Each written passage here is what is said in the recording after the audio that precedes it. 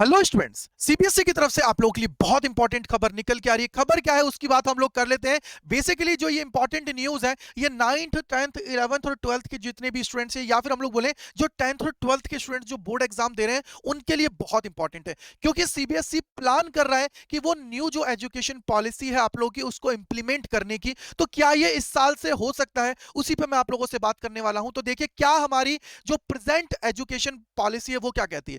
10+2, इसका मतलब क्या हुआ सर, 10th की और 12th की हम लोग बात करते हैं, जिसके अंदर हमारी जो गवर्नमेंट है या सेंट्रल गवर्नमेंट है वो आप लोगों के लिए क्या करती है, एग्जाम कंडक्ट कराती है।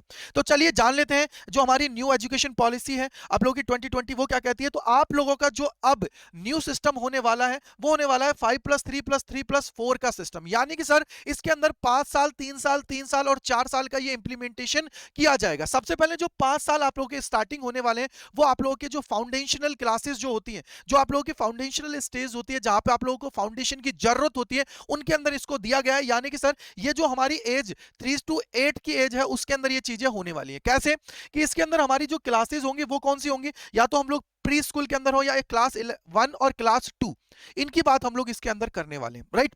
सेकेंड स्टेज जो है आप लोगों की, वो है आप लोगों की कि सर हम लोग जब 8 to 11 ईयर्स के होंगे, तब हमारी सेकंड स्टेज हमारी एप्लीकेबल होगी। इसका मतलब क्या हुआ, जो क्लासेस कौन कौन सी है सर, 3 to 5 जो हमारी क्लासेस होंगी, यानी कि थर्ड क्लास से लेके 5th क्लास तक की जो हमारी स्टेज होगी, वो हमारी होने वाली है सेकंड स्टेज। ठीक है, अब इसके अंदर क्या है कि सर नेक्स्ट जो हमारी स्टेज में है वो 3 है। 3 का मतलब है 3 ईयर्स ऑफ मिडिल स्टेज। यानी कि सर इसका मतलब क्या हुआ, इसका मतलब है बेटा कि जो हमारी एजेस हैं, जिन बच्चों की भी एज 11 to 14 है, और जो क्लासेस की अगर हम लोग बात करें 6 to 8 में पढ़ने वाले हैं, उनके लिए इंप्लीमेंट होने वाली है।